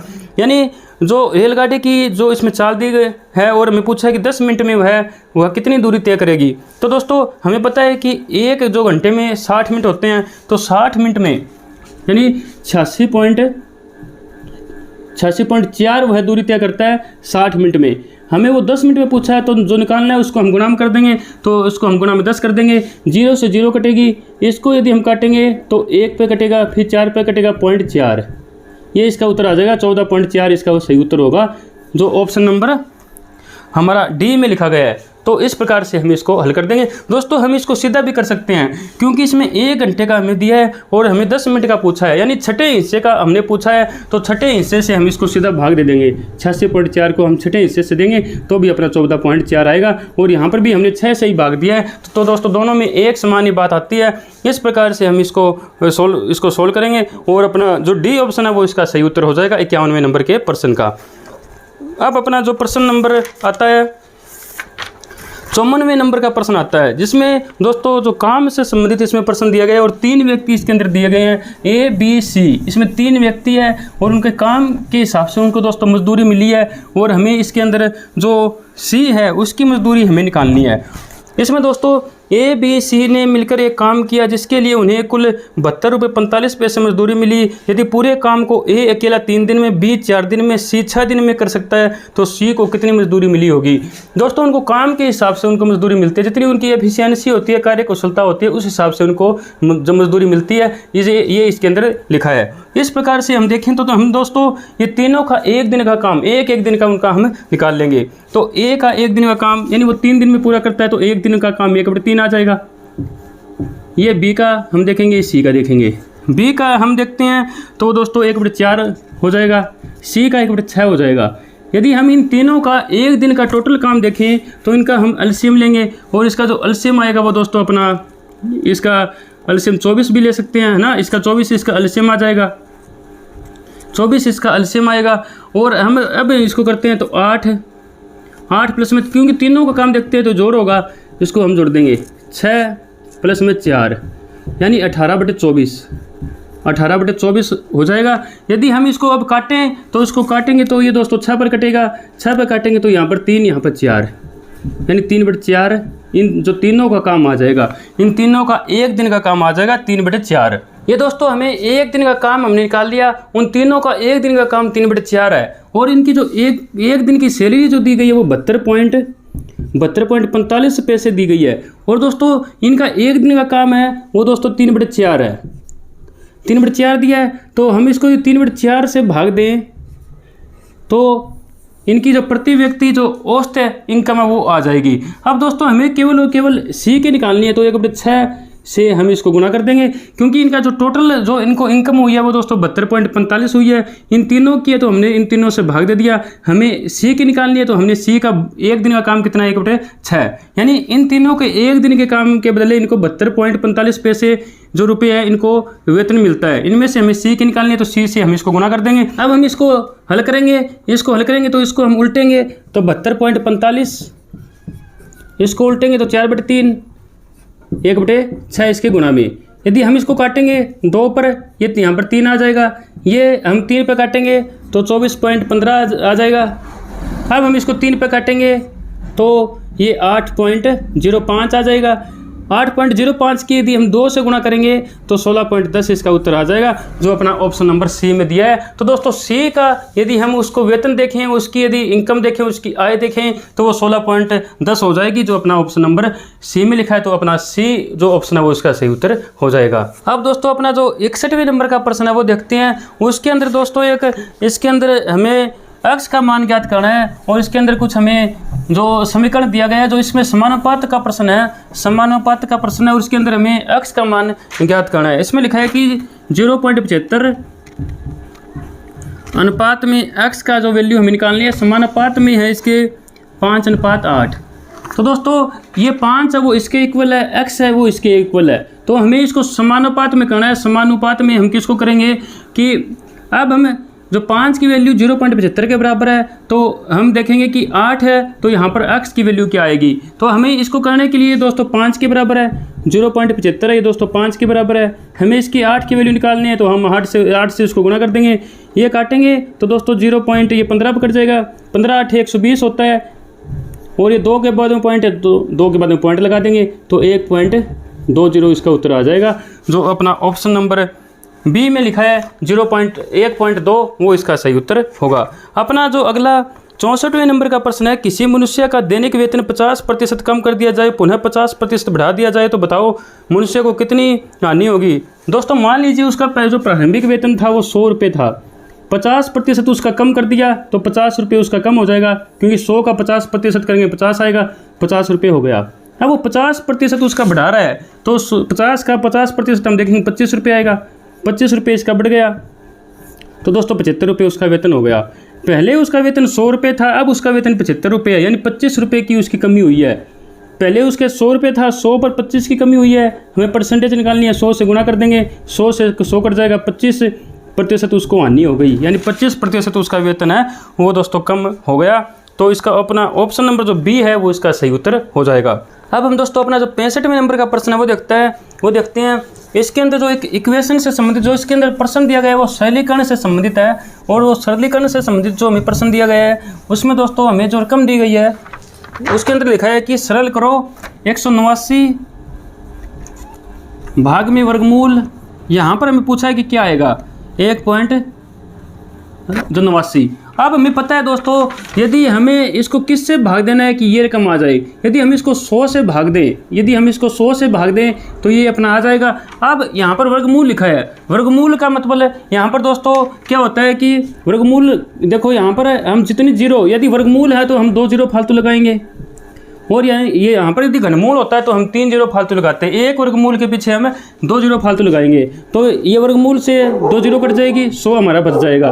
तो इसके नीचे हम यहाँ पर 10,000 रुपये, यहाँ पर 10,000 लिखेंगे, 10,000 हम लिखेंगे। वर्गमूल से करेंगे तो वर्गमूल का मतलब स्क्वायर, इसका ये 100 का होगा तो 2 जीरो से 2 जीरो, ये यहाँ पर 2 जीरो कट जाएगी, 100 आ जाएगा। यदि 100 आएगा, 189 को यदि हम 100 से भाग देंगे तो 1.89 आ जाएगा। यानी अपनी जो इसका उत्तर होगा वो डी ऑप्शन हो जाएगा, जिसमें कि 10,000 लिखा हुआ है। अगला जो अपना 66वें नंबर का प्रश्न है, जो कि रीजनिंग से संबंधित प्रश्न है, वो कहता है कि रवि 16 मीटर दक्षिण की ओर जाकर बाईं ओर मुड़ जाता है, 5 मिनट चलता है। इसके बाद वह उत्तर की ओर मुड़ जाता है तथा 7 मिनट चलता है। इसके बाद वह दाईं ओर मुड़कर 12 मिनट चलता है। यदि फिर वह बाईं ओर मुड़कर 9 मिनट चलता है तो इस समय वह चलने के स्थान से कितनी दूर है। दोस्तों हम इसके जो दिशा से संबंधित प्रश्न है, यहाँ पर हम अपनी पूर्व दिशा मानते हैं, यहाँ पर हम जो पश्चिम दिशा आ जाएगी, यहाँ पर उत्तर अपनी दिशा होगी, यहाँ पर दक्षिण दिशा हो जाएगी। ये कहता है कि रवि जो व्यक्ति है वो 16 मीटर दक्षिण की ओर, जो 16 मीटर ये यहाँ पर दक्षिण की ओर चलता है, 16 मीटर ये दक्षिण की ओर चला, फिर वह बाईं ओर मुड़कर, यदि वह दक्षिण की ओर चलेगा तो दोस्तों उसका जो बाईं ओर होगा वो इसका ये हो जाएगा, यानी पूर्व की ओर हो जाएगा। वो पूर्व की ओर चलता है, फिर 5 मीटर चलता है, वो 5 मीटर चलता है, ये इसका 16 मीटर है। अब वह उत्तर की ओर मुड़ जाता है, उत्तर की ओर यानी इस साइड में वो चलता है, इस साइड में वो चलता है, वो 7 मीटर वो चलता है, यानी यहाँ की दूरी वो 7 मीटर आ गई, 7 मीटर आ गई। इसके बाद वह दाईं ओर मुड़कर, यानी जो उत्तर की ओर यदि वह चलेगा तो उसका जो दायां भाग होगा वो दोस्तों इस साइड में होगा, और इस साइड में वो फिर 12 मीटर चलता है, 12 मीटर चलता है। और वह यदि वह बाईं ओर मुड़कर, यदि वह फिर बाईं ओर यदि मुड़ता है तो दोस्तों ऊपर की ओर जाएगा, वो फिर 9 मीटर चलता है, ये यहाँ पर 9 मीटर चलता है। अब पूछा है कि अपने प्रारंभिक बिंदु से कितनी दूर है, ये हमसे ये पूछा है। तो दोस्तों ये यहाँ पर 9 मीटर चल रहा है, और ये दूरी ये यहाँ पर चला था। अब दोस्तों हमें इस क्वेश्चन के अंदर ये दूरी निकालनी है, क्योंकि ये यहाँ से चला था और यहाँ पर पहुँचा, ये दूरी निकालनी है। तो ये दोस्तों इसकी 12 है, यहाँ तक तो दोस्तों 12 है, और यहाँ तक दोस्तों इसकी 5 है, तो 12 और 5 17 मीटर इसकी दूरी आ जाएगी। तो जो अपना ऑप्शन नंबर जो सी है वो इसका सही उत्तर हो जाएगा। अपना जो 67वें नंबर का प्रश्न आता है, एक मास का 1/5 भाग हरा, 1/4 भाग लाल और 1/3 भाग पीला है। यदि शेष भाग जो 65 सेंटीमीटर बिना रंगा है तो बांस की लंबाई हमें ज्ञात करनी है। दोस्तों इस क्वेश्चन के अंदर बहुत ही सिंपल ये सवाल है। इसके अंदर हमें क्या करना है कि बांस की जो इसके अंदर टोटल जो लंबाई है वो हमें निकालनी है, वो हमें ज्ञात करनी है। इसके अंदर ये कहता है कि 1/5 भाग हरा है, जो 1/5 भाग है वो हरा है, और 1/4 भाग लाल है, 1/3 भाग पीला है। यदि हम इन्हें जो तीनों को जोड़ दें तो अपना जो बचा हुआ भाग है वो आ जाएगा। यानी बांस का जो एक भाग होता है, यानी जो टोटल तो एक ही भाग होता है, उसको हम कितने ही भागों में बांट सकते हैं। यानी 1 भाग, 2 भाग, 5 भाग है, हम उसको कितने ही भागों में बांट सकते हैं, लेकिन भाग तो वो एक ही होता है। उसमें से 1/5 भाग, 1/4 भाग, 1/3 भाग इसमें दिया गया है कि इस रंग के हैं। यदि हम एक भाग में से इन सभी को घटा दें तो बचा हुआ भाग अपना आ जाएगा। यदि हम इसको एलसीएम लें तो इसका अपना एलसीएम आ जाएगा 60 अपना एलसीएम आ जाएगा। यहाँ पर 12 प्लस में 15 प्लस में 20, ये अपना 47 आ गया, 47/60। यानी 47/60 जो भाग है वो दोस्तों रंगा हुआ है, जो शेष भाग है वो 65 सेंटीमीटर है। यानी इसमें से जो बच गया वो दोस्तों इसमें से कितना बचा है, 60 में से 47 रंगा हुआ है, बाकी जो 13 बचा है तो इसमें 13/60 इसमें बचा हुआ है। और ये दिया हुआ है दोस्तों 65 दिया हुआ है, ये 65 सेंटीमीटर है। हमें इसका टोटल निकालना है, यानी जो 60 में से 13 तो 65 है, हमें 60 निकालना है, तो हम इसको 60 से गुणा करेंगे। यानी 65 है वो दोस्तों 13 है, हमें इसका टोटल निकालना है, यानी 60 निकालना है।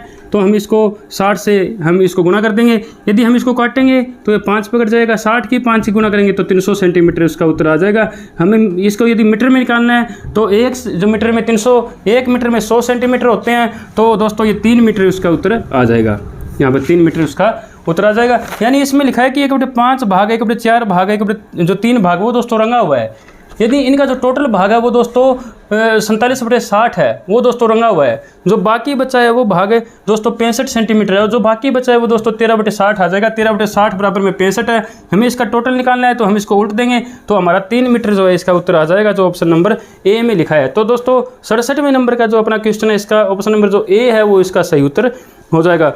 तो दोस्तों इस प्रकार हमने जो मैथ और जो रीजनिंग के जो क्वेश्चन बचे थे वो हमने सभी का सलूशन कर दिया है। अब दोस्तों हम इस जो क्वेश्चन पेपर में आगे बढ़ते हैं और अपने जो मैथ और जो रीजनिंग के क्वेश्चन करने के बाद हमारे जो लैंग्वेज के प्रश्न बचते हैं, हिंदी और इंग्लिश के क्वेश्चन, उनका सलूशन अब हम करते हैं।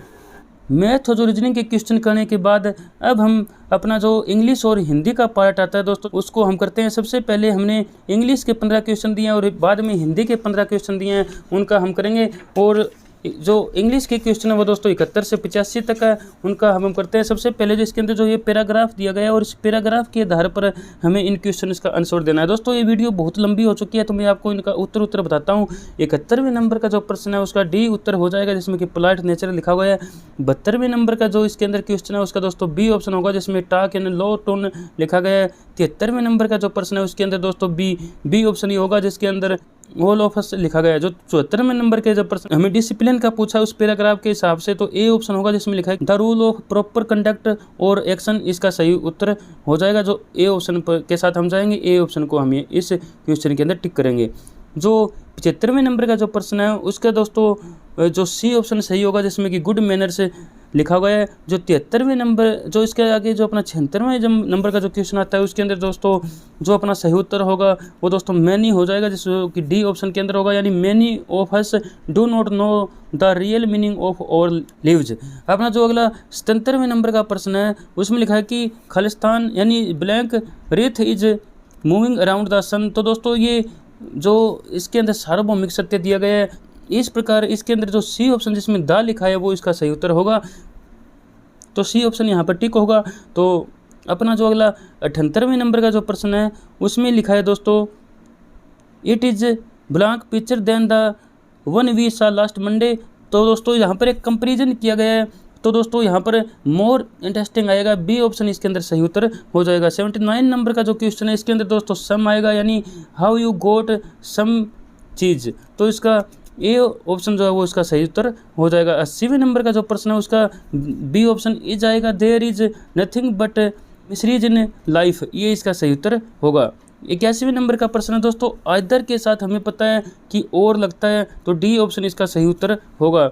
82वें नंबर का प्रश्न है कि Raunak was warned black the danger ahead, इसका दोस्तों हम देखें तो अबाउट इसका सही उत्तर होगा, यानी डी ऑप्शन इसका सही उत्तर हो जाएगा। जो अपना 83वें नंबर का प्रश्न है इसके अंदर दोस्तों इसके अंदर हमें जो सिनोनियम पूछा है सिवर का जो सिनोनियम होगा वो दोस्तों इसके अंदर हमने जो बी और सी इसके अंदर ऑप्शन डाल दिए हैं, जो दोनों ही इसके सिनोनियम हो जाएंगे। जिसमें बी के अंदर ट्रेम्बल लिखा है और सी के अंदर सेक लिखा है, तो दोनों ही इसके सिनोनियम होंगे, तो दोनों ही इसको हम ठीक मानेंगे। जो 84वें नंबर का प्रश्न है इसमें दोस्तों हमें अपोजिट वर्ड पूछा है, तो इसका दोस्तों गुडविल आ जाएगा, सी ऑप्शन इसका सही उत्तर होगा। 85वें नंबर के जो इसके अंदर एरर पूछा है हमने, तो इसके अंदर कोई भी एरर नहीं है, तो डी ऑप्शन इसका सही उत्तर हो जाएगा। अगला जो दोस्तों अब हमारे हिंदी के प्रश्न आते हैं, और हिंदी के अंदर इसके अंदर एक छोटा सा पैराग्राफ दिया गया है, इसके अंदर कुछ रिक्त स्थान दिए गए हैं, उनको हमें भरना है। यहाँ पर हमें जो ब्लैक डाले हैं, यहाँ पर हमने क्वेश्चन नंबर जो डाले हैं उनमें हमें सही शब्द का चयन करना है। जैसे कि दोस्तों पहले में लिखा गया है कि इसमें मंत्रिमंडल ने जनगण मन को भारत के राष्ट्रगान के रूप में अस्थायी तौर पर मान्यता देने का निर्णय लिया, तो यहाँ पर दोस्तों मान्यता शब्द आ जाएगा, यानी स्वीकृति, मान्यता, उपलब्धि, सहमति, इनमें से दोस्तों मान्यता शब्द इसका यानी बी ऑप्शन इसका सही उत्तर होगा। अगला जो इसके अंदर जो इसमें लिखा है कि अगस्त 1948 को केंद्रीय सिख रेजिमेंट दिवस की जो पूर्व वर्षगांठ पर दोस्तों यहाँ पर प्रथम पूर्व वर्षगांठ आएगी, तो इसके अंदर भूतपूर्व, प्राथमिक पूर्व, जो प्रथम में जो इसका डी ऑप्शन है वो इसका सही उत्तर हो जाएगा। दिल्ली के लाल किले पर आगे जो लिखा है कि दिल्ली के लाल किले पर फहराते ही इस गीत को धुन के साथ गाया। इसका संविधान मातृ सभा द्वारा रिक्त स्थान रूप में चयन किया गया। इसका दोस्तों औपचारिक आएगा, यानी औपचारिक रूप से उसका चयन किया गया, तो ऑप्शन नंबर बी है वो इसका सही उत्तर हो जाएगा। तो 88वें नंबर का बी ऑप्शन के साथ हम जाएंगे। अपना जो 89वां नंबर का है अशुद्ध विकल्प का चयन करना है, तो डी ऑप्शन है जिसमें कि द्रष्टव्य लिखा गया है वो इसका सही उत्तर हो जाएगा। बाकी इसके अंदर जो ए ऑप्शन के अंदर दुर्दशा लिखा गया है, बी ऑप्शन के अंदर दोस्तों दृष्टि लिखा है, सी ऑप्शन के साथ दोस्तों इसमें दोस्तों दृश्य लिखा है, दोस्तों सभी शुद्ध शब्द है, लेकिन जो डी उत्तर इसमें आएगा जिसमें कि दृष्टव्य लिखा गया है वो इसका गलत जो अशुद्ध विकल्प हो जाएगा। निम्न लोकोक्ति का सही अर्थ देने वाले विकल्प का चयन कीजिए। आंख का अंधा गांठ का पूरा, यानी आंख का अंधा जिसको कुछ भी दिखाई ना देता हो, गांठ का पूरा यानी जिसके पास बहुत ज़्यादा पैसा हो, तो इसका ए ऑप्शन जिसमें कि मूर्ख किंतु धनी लिखा गया वो इसका सही उत्तर हो जाएगा।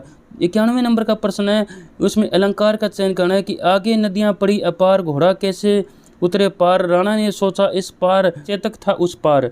इसका दोस्तों इसमें जो चेतक की जो वीरता थी उसको दोस्तों बढ़ा चढ़ाकर बताया गया है, तो यहाँ पर अतिशयोक्ति अलंकार होगा कि राणा ने जैसे ही इस पार देखा तो जो चेतक था वो उस पार था, यानी इतनी उसकी स्पीड थी, इसको बढ़ा चढ़ाकर उसके अंदर दिखाया गया है, तो दोस्तों अतिशयोक्ति जो है वो इसके अंदर अलंकार होगा। 92वें नंबर के क्वेश्चन में रेल भाड़ा शब्द में समास हमसे पूछा, तो दोस्तों यहाँ पर रेल का भाड़ा होगा, तो दोस्तों ए ऑप्शन इसके अंदर सही हो जाएगा, जिसमें कि जिसके अंदर दोस्तों तत्पुरुष समास लिखा है, तो रेल का भाड़ा यानी इसको हम विग्रह करने पर, समास विग्रह करने पर दोस्तों कारक की विभक्ति आ रही है, तो ए ऑप्शन को हम यहाँ पर ठीक मानेंगे।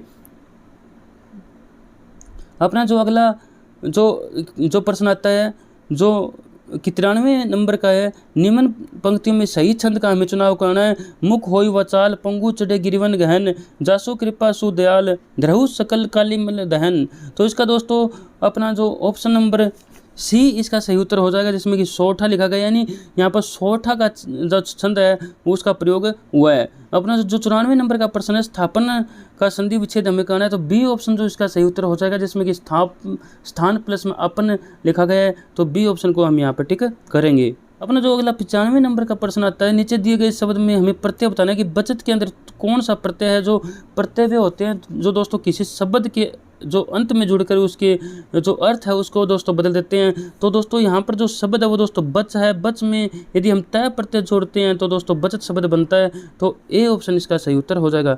96वें नंबर का प्रश्न है जिसमें हमें तत्सम शब्द का चयन करना है, तो दोस्तों इसका सी ऑप्शन सही होगा, जिसमें स्कंद लिखा गया है। स्कंद का मतलब होता है स्टॉक, जो हमारे स्टॉक होता है उसको हम स्कंद कहते हैं तत्सम शब्द के अंदर, तो सी ऑप्शन इसका सही उत्तर हो जाएगा। 97वें नंबर का प्रश्न है, वाक्यांश के लिए एक शब्द हमें इसमें पूछा जो सोच करने योग्य न हो, उसको हम क्या कहते हैं, विशोक, अशोक, निश्चित, असोच्य। इसमें दोस्तों जो डी ऑप्शन होगा, जिसमें हमें नाम से पता चल रहा है कि असोच्य, इसका सही उत्तर हो जाएगा। 98वें नंबर का प्रश्न है, योजना शब्द का समानार्थी हमें बताना है, तो प्रयास, दिशा, प्रतिफल, ये योजना के दोस्तों समानार्थी शब्द नहीं होते हैं, लेकिन जो कार्यक्रम होता है वो दोस्तों एक प्रकार से हम देखें तो योजना का समानार्थी शब्द इसको हमें मान सकते हैं। अपना जो अगला 99वें नंबर का प्रश्न है, एतदर्थ का परिवाची शब्द ज्ञात करें, तो दोस्तों एतदर्थ का जो परिवाची शब्द वो ए ऑप्शन जिसमें इसलिए लिखा गया है वो इसका सही उत्तर हो जाएगा। इस क्वेश्चन पेपर का जो अपना लास्ट का जो अपना प्रश्न आता है 100वें नंबर का, वो दोस्तों निम्न पंक्तियों में उपयुक्त रस का चयन हमें करना है, यानी इसमें रस बताना है कि इसके अंदर कौन सा रस है, और हमें जो इसके अंदर पंक्तियाँ दी गई है वो है दोस्तों, करो कुबत जगू, कुटिलता तजो न, दीनदयाल दुखी होंगे, सरल ही है बसंत तेरी भंगी लाल। दोस्तों इन पंक्तियों में हम यदि ध्यान से पढ़े तो इसमें भगवान से प्रार्थना ऐसे की गई है, ऐसा हमें यहाँ पर नज़र आता है, तो इसमें भक्ति रस हो जाएगा, तो बी ऑप्शन को यहाँ पर हम सही करेंगे। तो 100वें नंबर का जो अपना क्वेश्चन है इसका बी ऑप्शन जिसमें भक्ति रस लिखा गया वो दोस्तों इसका सही उत्तर हो जाएगा। इस प्रकार दोस्तों हमने अपना जो 18वां वीकली टेस्ट हुआ था संत रविदास लाइब्रेरी श्याम सुख के अंदर, उसके हमने सभी के सभी यानी 100 के 100 प्रश्नों का हमने सोल्यूशन कर लिया है। अब अपना जो आगे संडे को जो अपना 19वें नंबर का जो टेस्ट होगा उसका भी दोस्तों हम कंप्लीट सोल्यूशन करेंगे। दोस्तों मैं बता दूं कि अपनी जो संत रविदास लाइब्रेरी श्याम सुख के अंदर है, इसमें दोस्तों ये 18 के 18 जो टेस्ट हुए हैं इसके अंदर दोस्तों एक भी संडे मिस नहीं हुआ है, यानी हर संडे को हम यहाँ पर वीकली टेस्ट ले रहे हैं जो पूर्णतः HSC CET बेस पर ही होता है। और आगे हम 19वां जो टेस्ट है वो दोस्तों संडे को भी लेने वाले हैं। तो ये दोस्तों ये क्रम जो है ये दोस्तों ऐसे ही चलता रहेगा, हम ऐसे ही उम्मीद करते हैं। तो दोस्तों हम मिलते हैं अगली वीडियो में। Thank you.